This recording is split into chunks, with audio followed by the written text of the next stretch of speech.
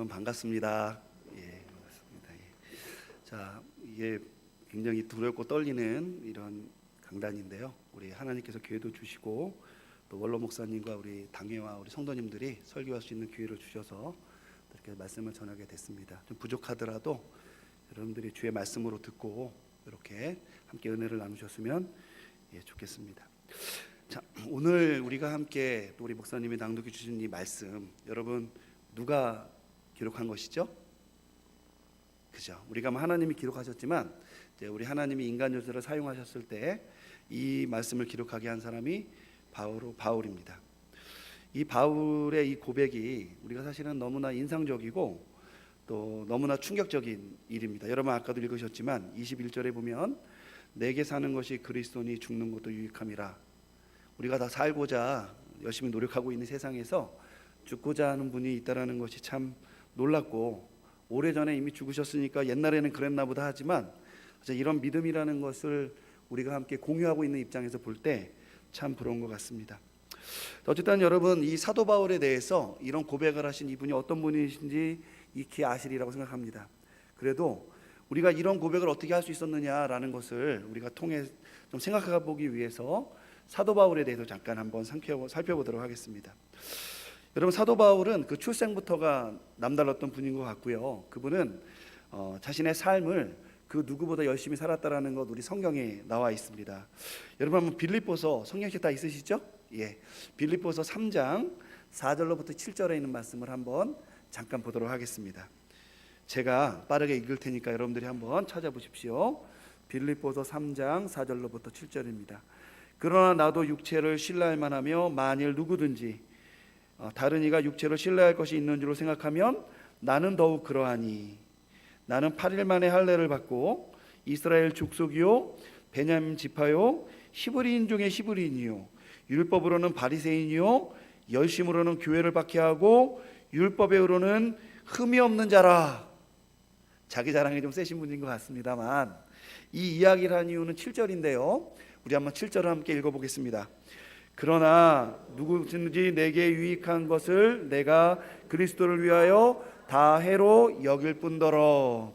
여러분 4절로부터 6절에 있는 것, 유대인이라면 그 누구도 이렇게 갖추고 싶은 그러한 자격이요 자질이요 그의 경력이죠. 특별히 가장 큰 경력은 뭐냐면 6절에 열심으로 교회를 박해했다. 이것이 율법의 의로는 흠이 없는 것이다. 사도 바울은 유대교에 머물러 있을 때에 자신의 행동과 말과 생각을 그대로 실천했던 사람이라는 겁니다. 자, 그랬는데 사도 바울이 뭐라고 얘기하냐면, 그러나 유익한 것이든 무엇이든지 이 모든 것들을 내가 그리스도를 위하여 이제는 뭐로 여긴다? 해로 여기신 분이다. 이 얘기만 들어도 벌써 이분이 얼마만큼 훌륭하신 분인지 알 수가 있습니다. 이러한 내용은 이렇게 사도 바울이 회심한 이후에 그가 보여줬던 그 신앙의 모습, 사역자의 모습으로서 등장하는데요. 여러분 고린도 후서 11장을 한번 찾아보도록 하겠습니다. 자, 고린도 후서 11장 22절 이하의 말씀에 보면은 사도 바울이 모든 것을 해로 여겼다라는 말을 그냥 한 얘기가 아니라, 허튼 말로 한 것이 아니라 진정 그러한 삶을 살았다라는 것을 보여주는데요. 제가 한번 빠르게 읽어보겠습니다. 그들이 히브리인이냐 나도 그러하며, 그들이 이스라엘이냐 나도 그러하며, 그들이 아브라함의 후손이냐 나도 그러하며, 그들이 그리스도의 일꾼이냐 정신없는 말을 하거니와 나도 더욱 그러하도다. 내가 수고에 넘치도록 하고 옥에 갇히기도 하고 더 많이 하고 매도 수없이 맞고 여러 번 죽을 뻔하였으니. 여러분 24, 25절 한번 같이 읽어보겠습니다. 시작.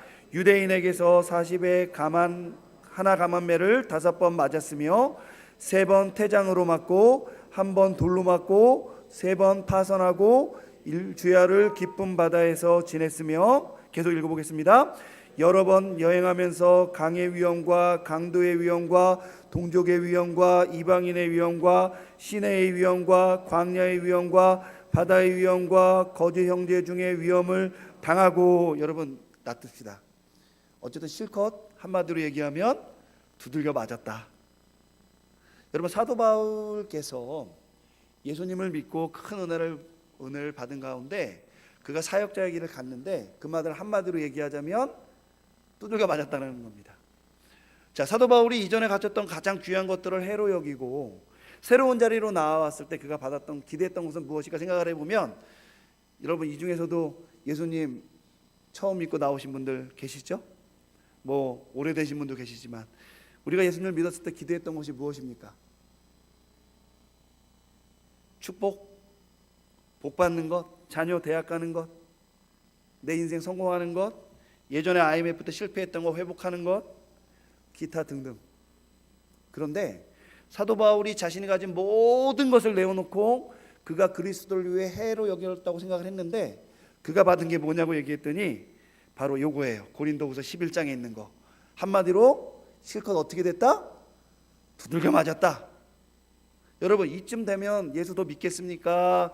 이제 종묘사직을 내려놓고 다른 쪽으로 가겠습니까? 여러분 같으면요. 저한테 만약에 그랬다 그러면 저도 이제 이 사명의 길은 그만하고 뭐 예수를 믿으면 믿을수록 내가 복받고 잘되고 성공하고 이랬으면 예수를 믿을 의미가 있는데 예수를 믿고 더 깊이 가면 갈수록 힘들고 부도나고 애는 땡깡 부리고 어떻게 할 수도 없고 그렇다면은 우리가 예수 믿지 않죠. 많은 분들이 교회를 떠날 겁니다. 그런데 사도 바울은 있지 않습니까? 이러한 모든 역경 가운데서도 그 신념을 버리지 않은 위대한 사도였습니다. 우리 사도행전 20장을 한번 찾아보겠습니다. 사도행전 20장 22절 이하의 말씀인데요, 제가 한번 읽어보도록 하겠습니다. 보라, 이제 나는 성령에 매여 예루살렘으로 가는데 거기서 무슨 일을 당할지를 알지 못하노라. 23절 보겠습니다. 같이 한번 보겠습니다. 오직 성령이 각 성에서 내게 증언하여 결박과 환난이 나를 기다린다. 내가 달려갈 길과 주 예수께 받은 사명 곧 하나님의 은혜의 복음을 증언하는 일에 마치려면은 나의 생명조차 조금도 귀한 것으로 여기지 아니하노라. 여러분 이게 바로 사도 바울이에요. 사도 바울이 자신의 경력과 자신이 가졌던 모든 것을 배설물로 여기고 해로 여길 정도까지의 고백을 해서 주의 제자의 길로 들어왔는데 그가 경험했던 것이 무엇이냐? 한마디로 매맞고 죽을 뻔한 일이라는 겁니다. 이쯤 되면 모든 사람들이 예수를 버리고 등을 돌려야 되는데 사도 바울은 그 죽음의 자리와 그 고난의 자리에서 무엇이라고 고백하냐면 나의 달려갈 길과 주 예수께 받은 사명 곧 하나님의 은혜의 복음을 증언하는 일에 마치려 하면은 무엇도 나의 생명도. 여러분 우리도 여러분 생명 받죠? 주 앞에 헌신할 줄 믿습니다. 우리도 그러한 은혜가 있을 줄 믿습니다. 근데 여러분 죽어볼 뻔하게 한번 그 얘기를 해보세요. 여러분 돈 때문에 죽어볼 뻔한 적 있죠? 가족 자녀 때문에 내가 이놈 때문에 못 살겠다 고민해 본 적 있지 않습니까? 저는 개인적으로 고등학교 때 폐병을 알아가지고 죽어볼 본 적이 있습니다. 고등학교 2학년 때. 제가 그 전까지는 불 속에라도 들어가서 이 찬양을 뜨겁게 했고요, 죽으면 죽으리라 에스더의 신앙도 제가 생각했고 많이 했는데 제가 고등학교 때 그 어린 나이에 숨을 못 쉬는 병에 딱 걸려보고 나서 죽는다는 말 하면 안 되겠구나. 일부 예배 때 우리 집사님께서 기도하실 때 우리 환우들을 위해서 기도했는데 여러분 우리가 그런 고통과 고난 당해보지 않은 사람은 죽음이 뭔지를 몰라요. 우리가 지금 건강한 자리에 앉아있지만 우리가 그분들 꼭 찾아봐야 됩니다. 왜냐하면 죽음의 자리, 두려움의 자리, 고통의 자리는 누구에게나 올 수 있지만 우리에게는 지금 주어지지 않았다고 해서 우리가 자유로운 것이 아닙니다. 여러분 꼭 찾아보기를 바라고요. 중요한 것은 죽음의 고통이나 죽음의 아픔에 잃어본 사람들은 있지 않습니까? 죽겠다는 말을 쉽게 하지 않아요. 근데 사도 바울이 지금 무엇이라고 얘기하냐면 나의 생명조차 조금도 귀한 것으로 여기지 않는다고 얘기했는데 여러분 아까 제가 사도 바울이 예수 믿고 당한 일이 뭐냐고 얘기했을 때 여러분 잘 대답하셨잖아요. 죽도록 매맞은 거예요. 사도 바울은 있지 않습니까? 복음 때문에 여러 번 죽을 뻔했고 실제로 지금도 죽을 처지에 놓여 있던 상황입니다. 그분이 뭐라고 얘기하는 거냐면 내 생명을 귀하게 여기지 않겠다라는 거예요. 사도 바울은 정말 위대하신 것 같습니까? 우리 같은 사람인 것 같습니까? 아마 여러분들이 그 고통을 당해보신 분들은 이 말이 무슨 의미인지를 잘 알 겁니다. 여러분, 이러한 사도께서 오늘 우리에게 주신 이 말씀을 전해 주신 거예요. 오늘 말씀에서 가장 중요한 성경 구절은 우리가 먼저 읽었던 20절 21절 말씀입니다. 제가 다시 한번 읽어보겠습니다. 나의 간절한 기대와 소망에 따라 아무 일에든지 부끄러워하지 아니하고 지금도 전과 같이 온전히 담대하여 살든지 죽든지 내 몸에서 그리스도가 존귀하게 되게 하려 하나니. 21절을 한번 같이 보겠습니다. 이는 내게 사는 것이 그리스도니 죽는 것도 유익함이라. 아멘. 여러분, 사도 바울이니까 이 정도 이야기할 수 있겠죠. 그리고 여러분들이 이 말이 단순하게 말과 혀로 하는 것이 아니라 그의 삶으로 증명한 고백이고, 현재 이 편지를 기록하고 있을 당시에도 그가 감옥에서 죽음을 기다리고 있었다라고 학자들은 생각하고 있는 겁니다.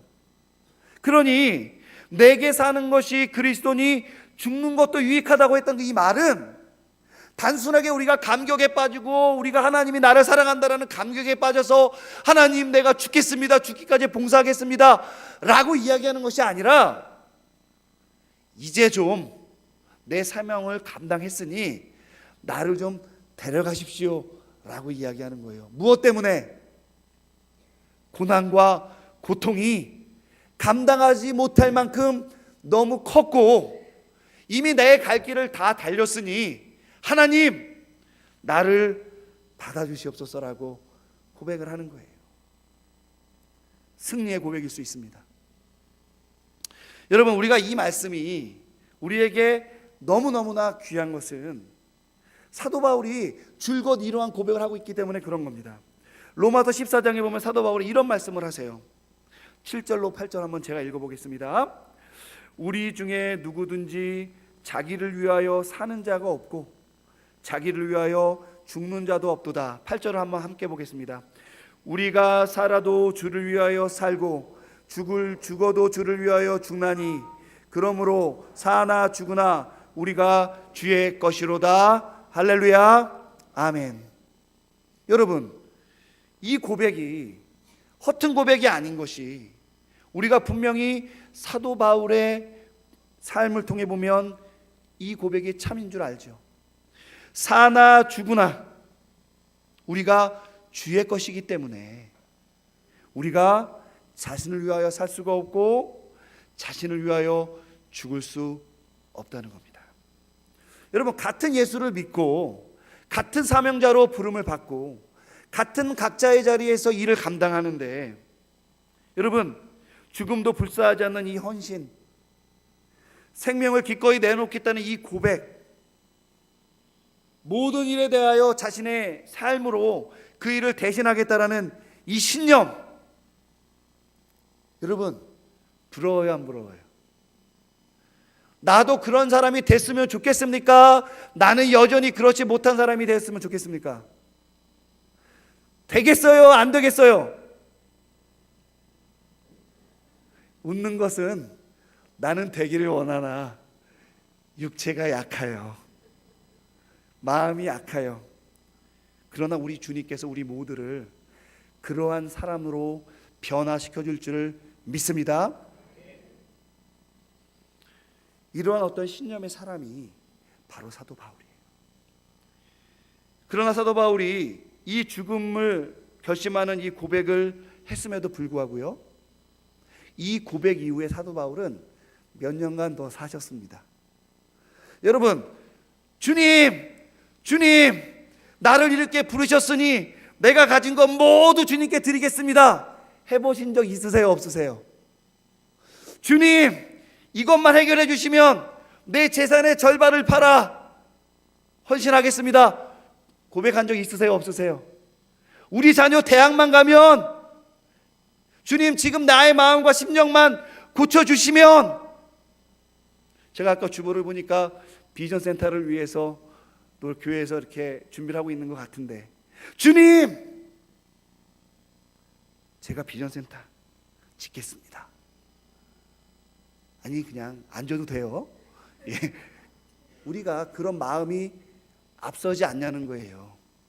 특별히 모태로부터 신앙한 사람들은 그런 부분이 적을 수 있습니다.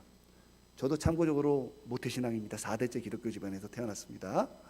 저는 모태신앙을 아주 사랑합니다.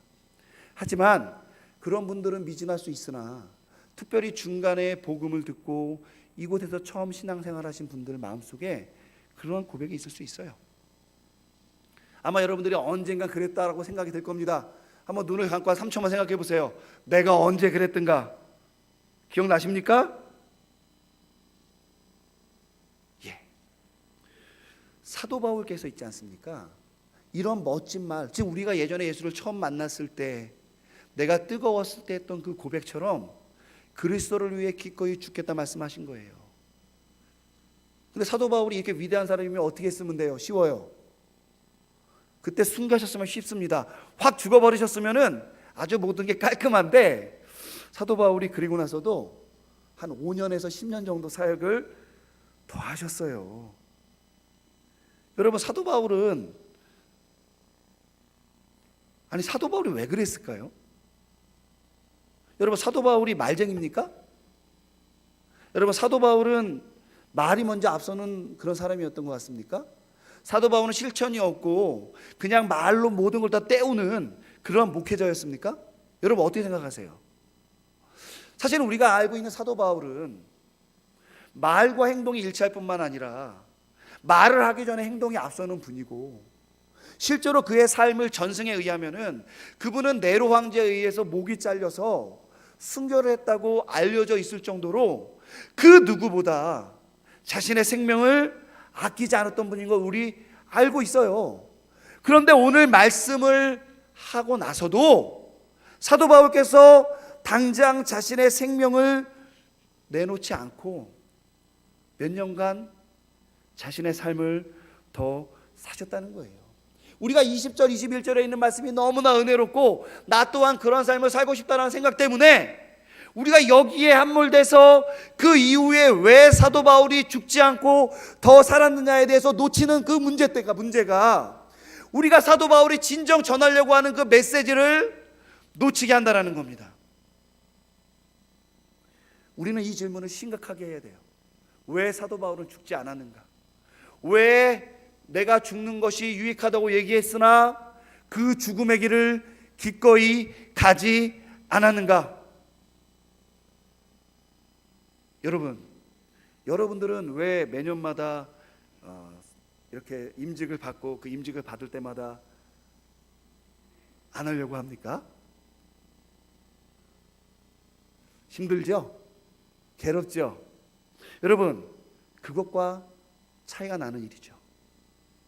우리가 얼핏 보면 사도 바울께서 자신의 길을 달려가고 나서 죽고 싶다고 얘기했지만 그가 죽지 않은 것은 우리가 말과 헌신이 바뀌었기 때문에 그런 것처럼 보일 수 있다는 겁니다.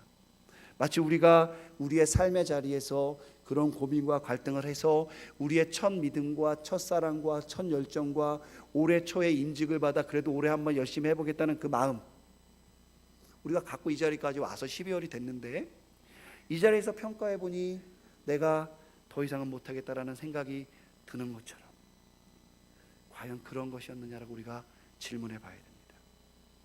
사실 이 질문이 너무나 중요하기 때문에 우리가 자세히 살펴봐야 되는데, 이 질문에 대한 대답이 바로 우리가 방금 읽은 말씀 22절로부터 26절에 등장하는 겁니다. 여러분, 22절을 한번 제가 보겠는데요, 한 구절만, 한 단어만 읽어보겠습니다. 따라해 보겠습니다. 그러나. 여러분, 사도 바울께서 20절 21절에서 죽는 것까지 불사하겠다고 얘기해놓고 22절에 뭐라고 얘기하냐면 그러나라고 얘기합니다. 여러분, 이 그러나라가 나오면은 우리 마음속에는 항상 에휴 너도 그렇지라는 생각이 들 수밖에 없어요. 여러분 사랑합니다, 여러분 다 하겠습니다, 그러나, 그럼 여러분 마음속에 뭐가 팍 들어와요. 너도 별 수 없구나. 앞에서 죽겠다고까지 얘기해놓고 그러나라는 말이 나왔으니 사실 너도 뭐 없다? 볼 거 없다 이죠. 볼 거 없다. 그런데 사도 바울이 그러한 수치와 그러한 공격 앞에서 그가 그러나라고 얘기하면서까지 뭐라고 얘기하냐면 이런 말씀을 합니다. 육신으로 사는 것이 자신의 일의 열매가 되기 때문이다 라고 얘기합니다. 여러분, 일의 열매라는 것이 무엇일까? 학자들이 굉장히 어려워하는데, 우선 이 일의 열매는 사도 바울이 지금 감옥에 있으니 감옥에서 나와서 자신에게 주어진 일을 더욱더 잘 감당해서 열매를 얻겠다라는 의미가 될 수가 있어요. 그러니까 여러분, 이게 결과적으로 사도가 원래 부름받은 그 목적에 맞게 사는 것이죠. 어떤 사람은 단지 감옥에 나오는 일뿐만 아니라 사도께서 감옥에 있으나, 감옥 밖에 있으나 자신에게 주어진 이 사명을 크게 마음에 품고 자신의 생명이 다하는 그날까지 그리스도를 온전히 드러내고자 하는 그 결심을 이야기하는 일일 수 있어요. 그럼 여러분, 무슨 말이 되는 거냐면, 내가 그러나 더 살고자 한다는 것은 뭐냐면 자신의 사명을 더욱더 온전히 감당하고자 더 살고 싶다는 겁니다. 여러분, 사도 바울은 그리스도 안에서 스스로 죽는 것이 유익하다고 생각했어요. 왜요? 너무나 큰 고난 가운데 있었기 때문에 그런 겁니다. 여러분, 우리가 성도들 가운데서도 육체의 질병이나 사업의 부도나 여러 가지 가정 형편 때문에 우리 그런 경험하시는 분들, 그렇게 원치 않지만 실천하시는 분들 있지 않습니까? 그죠? 여기 앉아있는 분들 중에 안 그러면 주의 은혜지만, 또 이 자리에 그런 경험이 있다도 여기 앉아있는 것도 주의 은혜로 앉아있는 것이지만, 우리가 그런 고백 단 한 번도 없다 생각하는 분, 저는 그것도 없다 생각합니다. 저희 아버지도 믿음이 크신, 제가 보기에 목사 입장에서도 믿음이 크시고 훌륭하신 분인데 죽고 싶다는 말을 한번 하시더라고요. 언제냐? 제가 신대원 3학년 때 IMF 때 사업을 크게 하셨는데 사업이 부도가 났어요.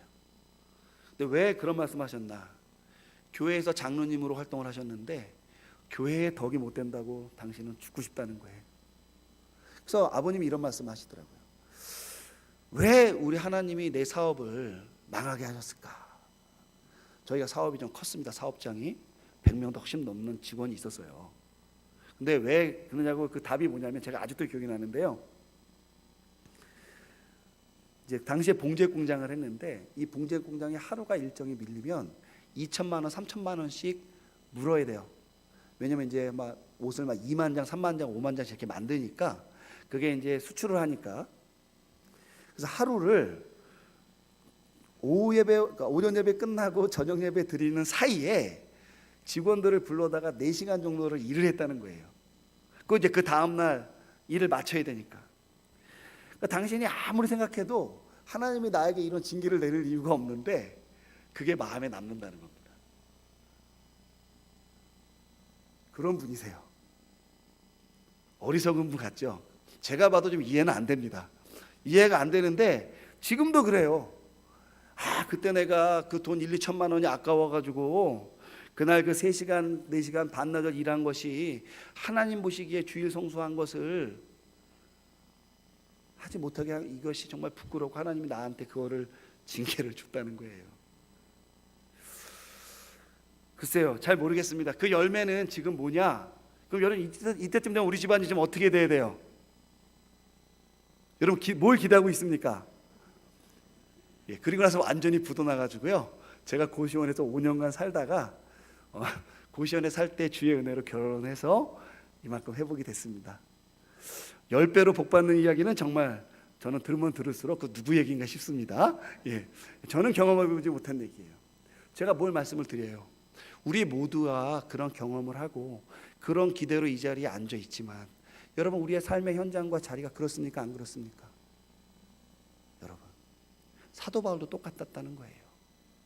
사도 바울도 예수 실컷 자신이 잘 나갈 때 예수를 믿어 이 자리에 왔는데 두들겨 맞고 죽을 뻔한 게 사도 바울의 모든 일 아닙니까? 근데 사도 바울이 그럼에도 불구하고 자신의 일을 유지하고자 했던 이유가 뭐냐? 바로 일의 열매, 자신에게 주어진 그 사명, 나에게 맡겨진 그 교회의 직분, 나를 위해 이루고자 하는 하나님의 복음의 그 일을 이루기 위해서 그가 남들이 비난하건 말건 나의 인생의 고통이 더 더해지건 말건 아무 상관없이 그러나 이 자리에 남기를 원했다라는 거예요. 근데 여러분, 사도 바울이 그 일을 위해서 이 자리에 남기를 원했을 때 하나님은 위대하시니까 아무런 갈등 없이 그 자리에 남았느냐? 나만 믿음이 없는 거냐? 저 사람은 힘든 가운데 이겨내고 극복하고 할렐루야 찬양하는데 여전히 맨날 눈물만 나고 찌그러져 있고 나는 포기하고 싶은 나는 유독 나만 연약한 거냐? 아니요. 우리 22절 하반절에 보니까 사도 바울이 이런 말씀을 합니다. 무엇을 택해야 될지 나는 모르겠다는 거예요. 여러분, 사도 바울 있지 않습니까? 그 위대한 사도인데 어떻다고요? 선택을 못하겠다는 겁니다. 뭘요? 내가 사명이 있고 내가 고난이 있는데 이 중에서 뭘 선택해야 될지 모르겠다는 거예요. 당연히 사도 바울이면 뭘 선택했겠어요? 당연하다고 생각되지만 당연하지 않았다라는 거예요. 여러분, 예수 믿으면 내 고난과 죽음까지 이르는 나의 고통이 당연히 없어집니까? 그런 생각이 있기 때문에 우리가 믿음을 버리게 되는 거예요. 당연히 갈등이 있습니다. 당연히 고민이 있습니다. 왜요? 우리는 육체 가운데 살기 때문에 예수의 은혜가 너무 크지만 나에게 주어지는 고통은 오롯이 나에게 지금 발생하는 거 아닙니까? 부끄러워하지 마세요. 내어놓으세요. 나누세요. 하나님께 맡기시라는 겁니다. 바울도 그렇게 했다는 거예요. 더 나아가서 23절에 이렇게 말합니다. 자신이 삶과 죽음 사이에 끼어 있다는 거예요. 이게 사도 바울이 할 얘기입니까? 이거 돌려 얘기하면 무슨 얘기예요? 죽지 못해 살아있다는 얘기입니다. 여러분만 그래서 무기력하게 사는 게 아니라 내가 유독 하나님 앞에 부족한 자이기 때문에 나만 하나님이 특별히 관심이 없기 때문에 아까 제가 부족하지만 저희 아버님 장로님을 이야기했듯이 주일날 오후 4시간 일한 것 때문에 그런 것이 아니라 사도 바울처럼 자신의 온 인생을 불태워서 드렸던 사람들조차도 이 땅에서의 그리스도인의 삶을 사는 것이 녹록지 않다라는 거예요. 제가 그랬잖아요. 괜히 예수 믿은 거 아니냐. 사도 바울이 그렇지 않았겠습니까? 예수 믿어서 더 성공해서 유대인의 대제사장은 아니지만 그쯤 돼가지고 뭔가 좀 이렇게 크게 학파도 이루고 싶었는데 사도 바울이 겪은 게 뭐예요? 줄장 두들겨 맞은 거다. 예수 잘 믿어서 우리가 복받고 성공하고 승리하고 싶은데 사실은 우리 믿음의 사람들에게 주어지는 건 뭐냐면 내가 무엇을 해야 될지 모르고 내가 그 둘 사이에 끼어서 어떻게 돼야 될지 모른다라는 거예요. 근데 여러분 잘 아시죠? 사도 바울은 그래도 끝까지 어떻게 했습니까? 이러한 사도 바울의 갈등은 무엇 때문에 이루어진 것이냐면 그가 당한 고통 때문이에요. 특별히 이 빌립보서는 빌립보 교회에 보낸 건데 이 교회에 대한 이야기가 데살로니가전서 2장 1절과 2절에 나옵니다. 제가 한번 빠르게 읽어보겠습니다. 형제들아 우리가 너희 가운데 들어간 것이 헛되지 않은 줄을 너희가 친히 아나니 너희가 아는 바와 같이 우리가 먼저 빌립보에서 고난과 능력을 당하였으나 여러분 고난이라는 것은 두들겨 맞는 걸 얘기하는 거예요. 쉽게 말하면은. 근데 능력은 쉽지가 않습니다. 여러분 예수를 위해 따기 한 대 맞는 거 할 수 있겠어요? 없겠어요? 제가 볼 때는 인내가 좀 부족하지만 대부분 경우에 전도지 주는데 이 인간이 하면서 따기 때리면 우리가 화가 나가지고 그 상대방 멱살 잡는 분은 없으시라고 믿어도 되지요? 예.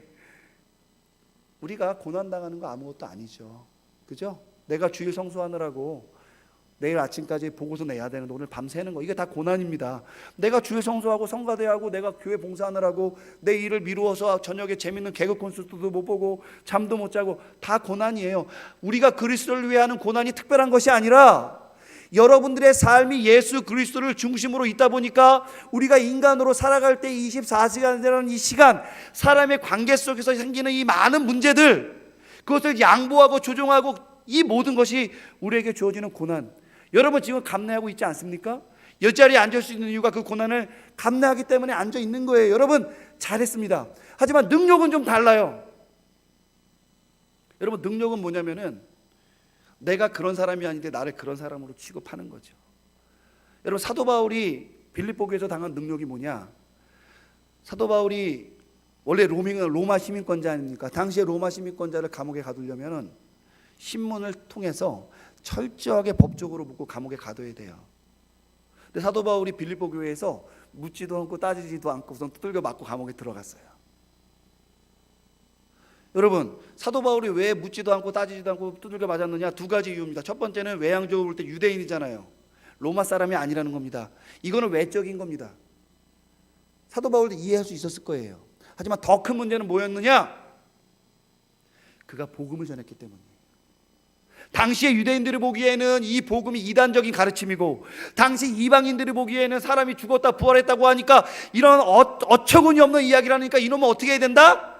우리 동네에서 없애버려. 두들겨 패서라도 감옥에 집어넣어서라도 없애버려야 된다는 거예요. 왜? 우리를 불편하게 하고 우리를 죄인이라고 하고 우리를 거추장스럽게 하니까.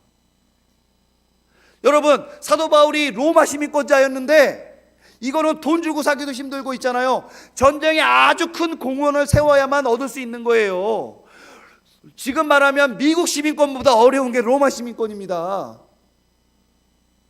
그 시민권자가 오롯이 복음 때문에 사명 때문에 이런 일을 당했으니, 사실 사도 바울이 일부러 그랬는지 조금 마음이 불편했는지 모르는데 빌립보 교회 나올 때 뭐라 그러냐면 나 로마 시민권자인데 이렇게 얘기를 하셨어요.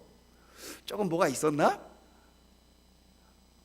나 원래 로마 시민권자인데? 그랬더니 사람들이 찾아와서 이거 우리가 로마 시민권자를 이렇게 부당하게 대해서 죄송합니다라고 얘기를 할 정도로 로마 시민권이 그렇게 대단한 겁니다. 근데 사도 바울이 복음 앞에서 복음을 가지고 그런 말을 하지 않았어요. 여러분 왜요? 복음 때문에. 여러분 이런 고난과 수치 앞에서 사도 바울이 결단코 자신의 믿음과 신념을 포기하지 않았던 사람임에도 불구하고 그가 죽기를 기꺼이 감내하지 않고 살기를 선택했다는 거예요.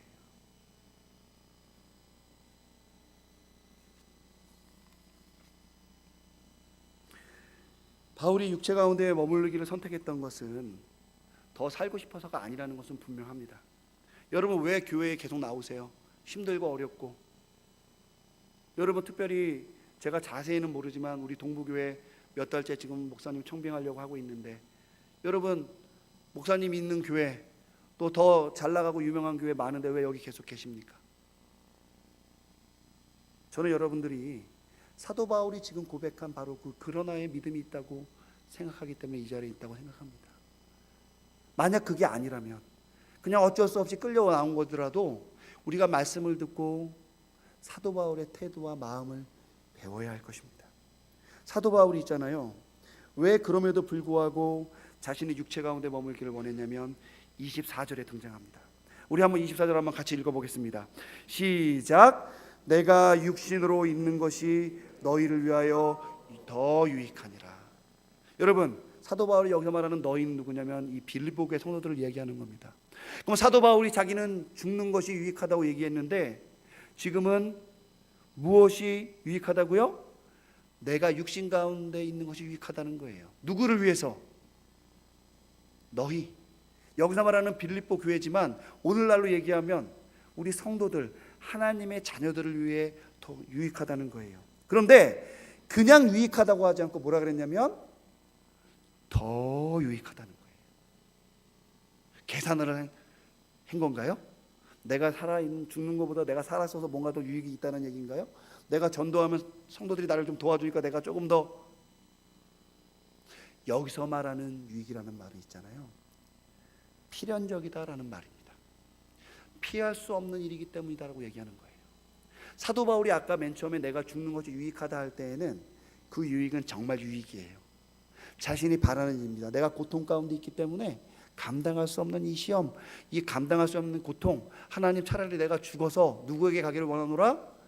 그리스도에게 가기를 원하는 거. 죽고 싶다는 얘기예요. 한마디로 자신에게 유익하죠. 근데 내가 이 땅에 머무는 것은 지금 누구에게 유익하기 때문에, 너희에게 유익하기 때문에. 근데 이 유익이 단지 그냥 내가 너희들에게 이권을 얻고 헌금도 받고 성도가 많아지면 내가 풍성해지고 이런 게 아니라 원래 의미로는 더욱 필수적이고 피할 수 없는 일이기 때문에 그렇다라고 이야기하는 거예요. 사도 바울은 자신이 육체로 사는 것이, 자신이 감당하는 이 일이, 자신에게 주어진 이 모든 사명이 사실은 더 이상 감당하지 못할 정도로 힘들고, 내가 이 자리를 지키지도 못할 만큼 회의가 들고, 내가 더 이상 숨을 쉬지 못할 만큼 내가 이 믿음을 유지해야 되는가 고민하고 있을 수 있었지만, 이제 그만하고 차라리 주님이 나를 데려가기를 원한다, 차라리 주님이 나를 믿음이 없게 만드셔서 내가 예수로부터 등을 돌리기를 원한다 라는 자리에까지 이룰 수 있었던 상황이었지만, 이렇게 얘기하는 거예요. 그래도 내가 성도들을 위해 이 땅에 그런 만신창이가 되어서 있더라도 남아있는 것이 피할 수 없는 하나님이 나를 부르신 이유라는 겁니다. 여러분, 여기 앉아있는 이유가 그 이유 아닙니까? 잘하셨습니다. 하지만 지치면 안 돼요. 괴로워하시면 안 됩니다. 왜요? 그것이 바로 여러분들의 믿음과 신앙을 잘 지켜서 여러분들의 자녀, 여러분들이 만날 새로운 신자들에게 전달해야 될 믿음의 유산이고 복음의 내용이기 때문에, 오직 바울이 이 땅에 남은 이유는 그 한 가지 이유 때문에. 사도 바울은 그것을 위해서 이렇게까지 말합니다. 성도들을 향한 그의 마음은 고린도전서 8장에 보니 그러므로 만일 음식이 내 형제를 실족하게 한다면 나는 영원히 고기를 먹지 않겠다. 내 형제를 실족하지 않겠다. 사도 바울은 그 결단까지 나아갔어요.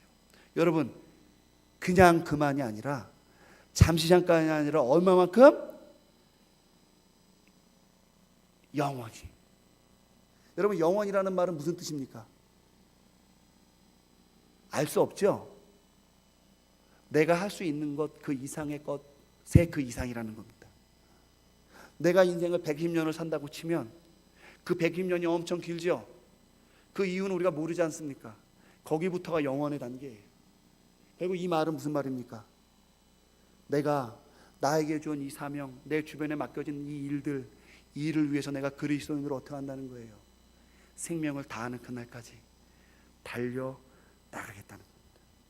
사도 바울은 고린도후서 11장에 실컷 두들겨 맞은 이야기한 다음에 이런 말을 합니다. 이 외의 일은 고사하고, 이거는 얘기하지 말자는 거예요. 내가 두들겨 맞고 고난받고 죽을 뻔한 거 얘기하지 말자는 겁니다. 오히려 한 가지 중요한 일이 있는데, 아직도 날마다 내 속에 눌리는 일이 있으니 곧 모든 교회를 위하여 염려하는 것이라. 디모데후서 4장에 보니 이런 말씀을 합니다. 6절부터 8절에 보면, 전제와 같이 내가 벌써 부어지고 나의 떠날 시각이 가까워 왔도다. 나는 선한 싸움을 마치고 나의 달려갈 길을 마치고 믿음을 지켰으니 이후로는 나를 위하여 의의 면류관이 예비되었으므로 주 곧 의로우신 재판장이 그날에 내게 주실 것이며, 내게만 아니라 주의 나타나심을 사모하는 모든 자에게로다. 여러분들, 여러분들의 후손, 동부교회에서 50년, 100년, 200년간 신앙생활할 모든 자에게 주님이 그 약속을 하셨다라는 겁니다. 여러분, 우리는 말이 앞서기도 합니다. 우리는 열심히 앞서기도 해요. 좋습니다. 말대로 결심대로 그 일을 감당하길 바랍니다. 그렇지만 내가 비록 그렇게 하지 못할지라도 여러분, 그 스스로를 비하하고 자신의 믿음을 팽개치지 말길 바라겠습니다. 우리는 인간이기 때문에 우리에게 주어진 삶의 자리에서 넘어질 수밖에 없는 존재일지도 모르겠어요. 하지만 거기에 머물다면 우리가 예수를 믿는 이유가 없는 것이죠.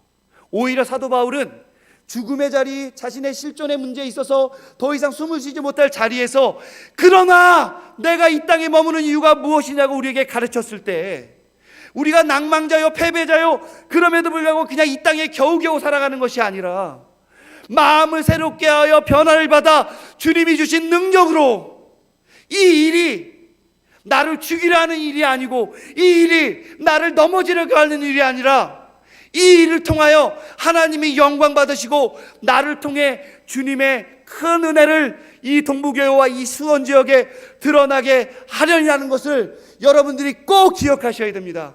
여러분이 맡은 이 교회에서의 직분, 이 교회에서의 여러 가지 일들, 여러분 사소하게 여기지 않길 바랍니다.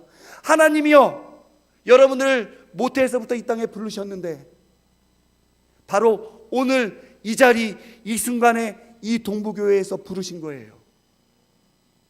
왜요? 맡기실 일이 있기 때문입니다.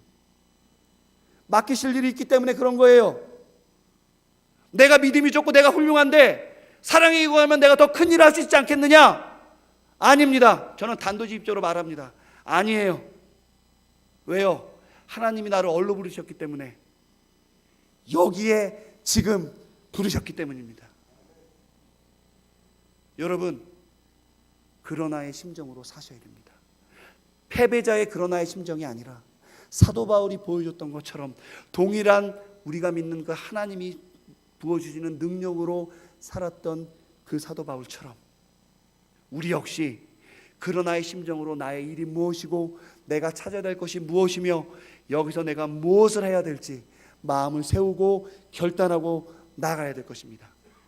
사도 바울이 이야기했습니다. 내가 그리스도를 본받은 것 같이. 그 다음은 여러분 다 알고 계시죠? 한번 같이 한번 암송해 볼까요? 너희는 나를 본받는 자가 되라. 그리스도를 본받는 것이 아니라 바울을 본받는 것. 여러분, 여러분들이 바로 그 다음 자리에 서야 되지 않겠습니까? 내가 바울이 그리스도를 본받는 것처럼 나는 바울을 본받았으니 1학년 3반 초등생 김예원아, 제 딸입니다. 김예원아, 너는 아빠의 믿음을 본받는 자가 되라. 너는 선생님을 본받는 자가 되라. 교집사님, 장로인 나의 삶을 본받는 자가 되십시오라고 얘기할 수 있는 그런 그러나의 심정의 믿음의 사람이 되기를 주님의 이름으로 축원드립니다.